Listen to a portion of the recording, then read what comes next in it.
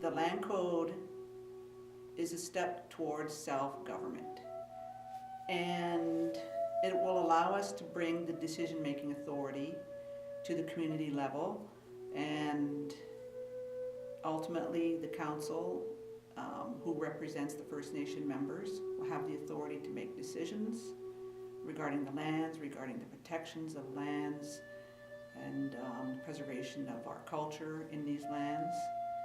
So without it, we are still restricted by the Indian Act, and will require approvals at the federal level. So that won't change, and that takes a long time. It's a long process to work with the Indian Act, but we would like to move forward and start to manage our own community. The land code gives us the opportunity to opt out of the land management and land administration provisions of the Indian Act. The Indian Act has been around a long time, and it has given, by and large, control of our lands to the Department of Indian Affairs, representing the federal government.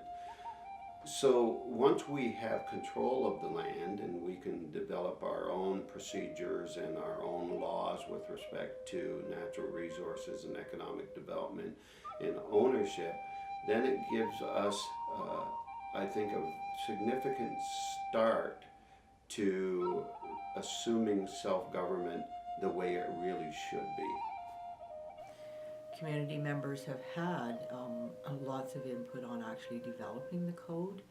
It was actually quite a large committee that developed the code over a number of years, and it was all community members and some staff on that committee. And there was community members all, or pretty much all, own land. There were landowners on there. There were elders, there were young people, good representation on that committee over the years, and a lot of good input, and of course there was a lot of community meetings that committee held, a lot of meetings with leadership to get input. So with our processes, it takes a lot of years to develop a code like that, and what staff are going to have to do now is put that information back out, because it's been a number of years since that work has been done, and people do tend to, kind of forget the process. But it was a very high level membership involved process.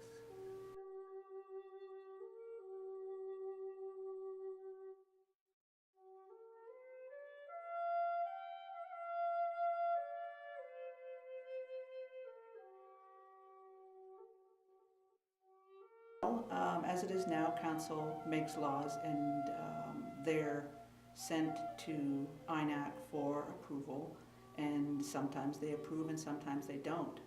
But under the land code, the laws will be created, drafted, and implemented by the people of our First Nation in consultation with the council, and council will approve based on what's good for our community and to protect the lands as well as the people of our First Nation. But in order for the code to become law in the community, it would have to be ratified by a procedure of voting where all eligible voters would be involved. In addition to that, there's a provision in the code that allows for the creation of law and procedures for enforcement, and the community again would be given the opportunity to participate in that. The land code vote will put the management of the First Nation lands and people's individual lands in the hands of the community, in the hands of the people, in the hands of the First Nation, because right now Indian Affairs regulates and manages all the lands, and that has resulted over the years. I see it on a regular basis as council deals with different matters. There's 30-year-old estates that haven't been settled.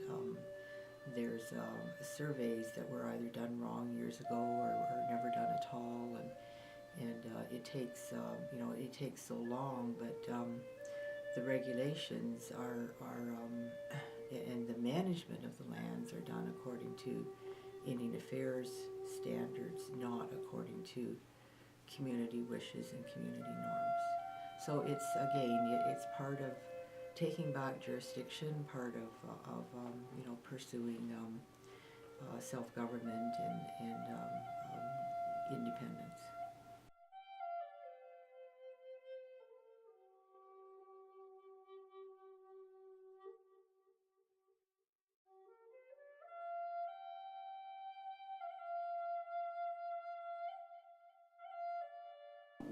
We have housing needs in our community. We have a need for jobs, and in the long run, the land code will speed up this process that we can develop our community economically to provide those jobs and to build those houses and residential developments so that we meet the needs of Kettle and Stony Point members. It would be a significant step toward the development of real self-government. Unfortunately, what we have today is a style of self-government that really is more administrative than actual full autonomy. So what it would do is it would move us toward that, but at the same time, as I said, it would give us a opportunity to not only manage our land and the resources and development of economic initiatives related to that, but I think it also moves us closer, returns us to a time when we will be able to look after the lands, which is a cultural responsibility, but give us a better sense of control in our own destiny.